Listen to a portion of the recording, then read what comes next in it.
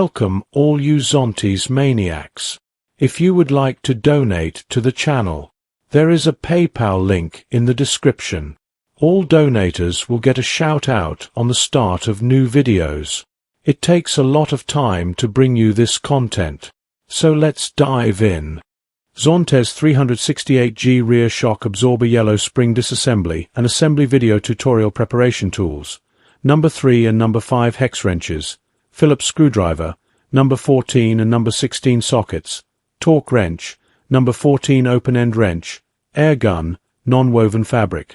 Use number 16 socket to remove left and right rear shock absorber lower assembly fixed bolts.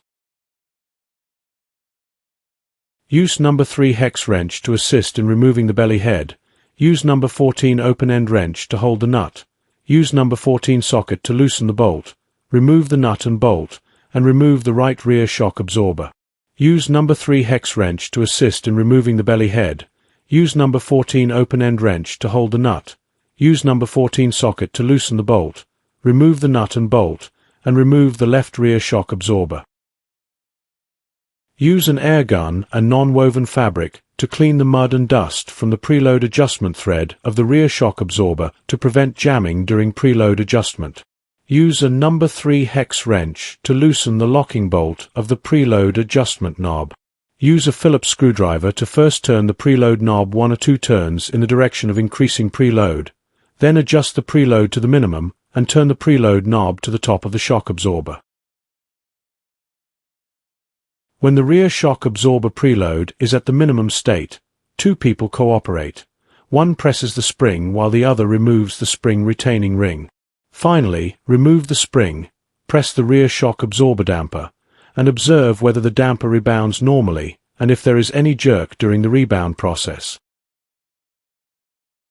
The disassembly method for the left and right rear shock springs is the same. For the ZT368TG rear shock spring installation, move the yellow rubber sleeve of the rear shock absorber downward and install the rear shock spring with the denser side facing the gas cylinder. One person presses the spring while the other installs the spring retaining ring back. The retaining ring installation groove needs to be installed into the middle of the shock absorber base. Use a number 5 hex wrench to adjust the preload to a thread length of 20 mm.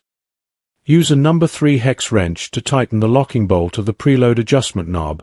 Reinstall the left and right rear shock absorbers to the upper mounting points as shown in the video, and pre-tighten the bolts. Lift the rear swing arm to align with the right rear shock absorber mounting hole, then reinstall the lower mounting point bolt.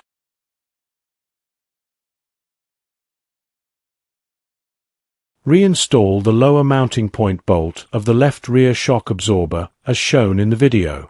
The sides of the left and right rear shock absorbers marked with 10 need to face the right side of the vehicle. Use a torque wrench and a number 16 socket to tighten the lower mounting point bolts of the left and right rear shock absorbers to a torque of 24 Nm. Use a torque wrench, number 14 socket, and number 14 open-end wrench to tighten the upper mounting point bolts of the left and right rear shock absorbers to a torque of 50 Nm. Reinstall the bolts of the left and right rear shock absorbers as shown in the video, aligning the bolt heads with the grooves on the tail cluster, with L for left and R for right.